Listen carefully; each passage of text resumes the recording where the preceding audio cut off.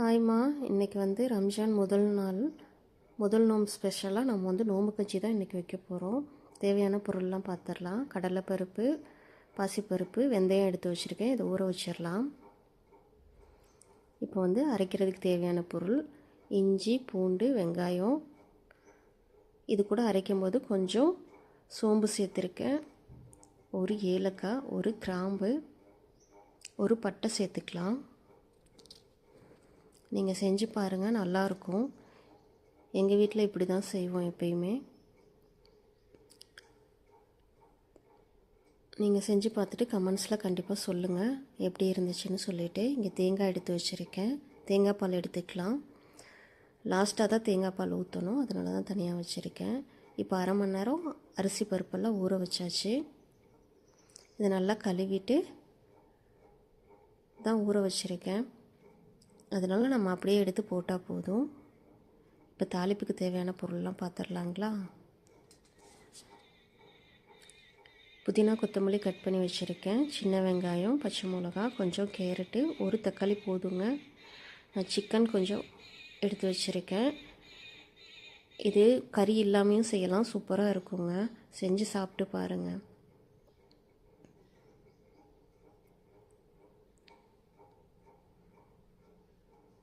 இப்போ வந்து 2 ஏலக்காய், ஒரு பட்டையை ஒடிச்சு வச்சுருக்கேன், ஒரு கிராம்பு. இது தாளிக்கிறதுக்கு. பார்த்துடலாங்களா. வாங்க நோம்பு கஞ்சி ரெடி பண்ணலாம். குக்கரில் கொஞ்சமாக எண்ணெய் ஊற்றிக்கலாங்க. கொஞ்சம் எண்ணெய் இருந்தால் போதும். நம்ம லாஸ்ட்டாக நெய் விட்டு தான் இறக்குவோம். ரொம்பலாம் எண்ணெய் தேவைப்படாது. நம்ம குக்கர்லேயே வச்சிட்டோன்னா 2-3 விசில் வச்சு எடுத்துகிட்டு திருப்பி நம்ம தேங்காய் பால் ஊற்றி எவ்வளோ நம்மளுக்கு கெட்டியாக வேணுமோ அந்த அளவுக்கு வந்து நம்ம பண்ணிக்கலாங்க. அதனால் நம்ம இன்றைக்கி குக்கரில் தான் செய்ய போகிறோம். பட்டை, கிராம்பு, ஏலக்காய், சோம்பு போட்டிருக்கேன். ஃபஸ்ட்டு இதை போட்டு தாளிச்சிடலாம். அடுத்து நான் சின்ன வெங்காயம் போட போகிறேன். எல்லோரும் பெரிய வெங்காயம் தான் போட்டு செய்வாங்க. நம்ம வீட்டில் எப்போயுமே சின்ன வெங்காயம் தாங்க. இது என்னோடய ஸ்பெஷல். இப்படி தான் செய்யணும்னு இல்லைங்க. நீங்கள் செஞ்சு பாருங்கள், கண்டிப்பாக சாப்பிட்டுட்டு கமெண்ட்டில் வந்து சொல்லுவீங்க. நல்லா வந்து வதக்கிடுங்க சின்ன வெங்காயத்தை. அதுக்கப்புறம் நம்ம ஒவ்வொரு பொருளாக சேர்த்துக்கலாம். தக்காளியை மட்டும் கொஞ்சம் லேட்டாக சேர்த்துக்கலாங்க. இப்போ நான் எல்லாமே போட்டுட்டேன்.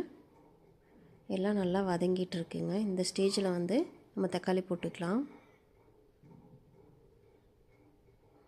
தக்காளி போட்டதுக்கப்புறம் இது நல்லா வதங்கிறதுக்காக கல்லுப்பு, மஞ்சத்தூள், கொஞ்சம் காரத்துக்கு மிளகாத்தூள். நாங்கள் எப்போவுமே கல்லுப்பு தாங்க யூஸ் பண்ணுவோம். நீங்கள் வேணும்னா சால்ட்டு பார்த்துட்டு யூஸ் பண்ணிக்கோங்க.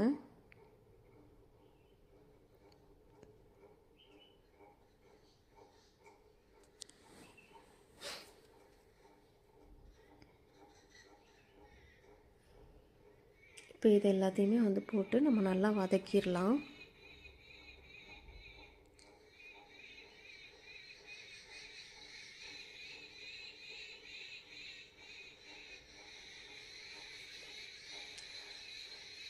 எண்ணெய்லாம் ஊற்ற வேண்டாங்க, போதும்.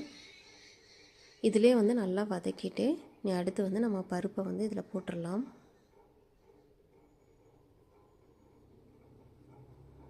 அதுக்கு முன்னாடி கறி சேர்த்துடலாங்க. இந்த ஸ்டேஜில் கறி சேர்த்துட்டிங்கன்னா உப்பு காரம் எல்லாமே வந்து பிடிச்சி நல்லா மைய வெந்துடும். நம்ம ஏற்கனவே வந்து குட்டி குட்டியாக தான் கட் பண்ணி வச்சுருக்கோம். நீங்கள் கறி இல்லாமையே செய்யலாம், சூப்பராக இருக்குங்க.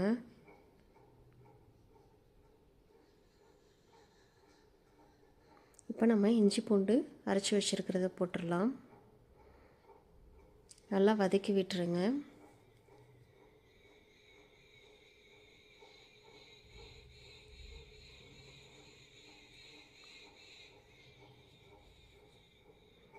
இப்போ நம்ம பருப்பு போட்டாச்சு, அதையும் நல்லா வதக்கிடுங்க. இது வந்து உடம்புக்கு ரொம்ப நல்லதுங்க. நோன்பு டைமில் தான் சாப்பிட்ணுன்னு இல்லை, நம்ம எப்போ வேணாலும் வச்சு சாப்பிட்லாம்.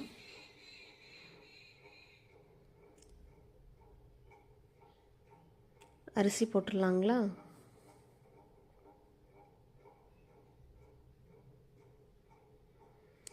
அரிசியும் அதிலே வந்து வதக்கிடுங்க.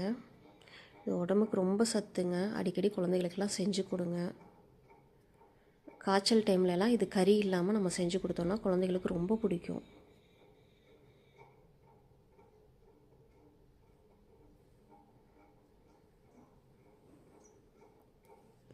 இப்போ வந்து தண்ணியோட அளவு பார்த்துடலாம். நான் வந்து ஒரு டம்ளர், அதாவது வந்து ஒரு டம்ளர் நம்ம அரிசியும் பருப்பு சேர்த்து போகிறோன்னா அதுக்கு 8 டம்ளர் வந்து தண்ணி வைக்கணுங்க. நான் வந்து இப்போ 6 டம்ளர் வச்சு அடுப்பில் விசில் வச்சு எடுத்துட்டேன். பார்த்திங்கன்னா இந்த மாதிரி தான் இருக்கும். ஏன்னா நம்ம வந்து தேங்காய் பால் ஊற்ற போகிறோம் இல்லைங்களா, அதனால் இப்போ நம்ம தேங்காய் பால் ஆட் பண்ணிடலாம். அவ்வளோதாங்க. ஒரு 2 நிமிஷம் கொதி விட்டுட்டு நல்லா தேங்காய் பாலை கலந்துட்டு நெய் மட்டும் லைட்டாக ஒரு ஸ்பூன் விட்டிங்கன்னா போதும். லாஸ்ட்டாக நம்ம வந்து புதினா மல்லி தூவி இறக்கிடலாங்க. அவ்வளோதாங்க, நோன்பு கஞ்சி ரெடி ஆயிருச்சு. நீங்களும் சாப்பிட்டு பார்த்துட்டு எப்படி இருந்துச்சுன்னு சொல்லி சொல்லுங்கள். கமெண்ட்ஸில் கண்டிப்பாக சொல்லுங்கள்.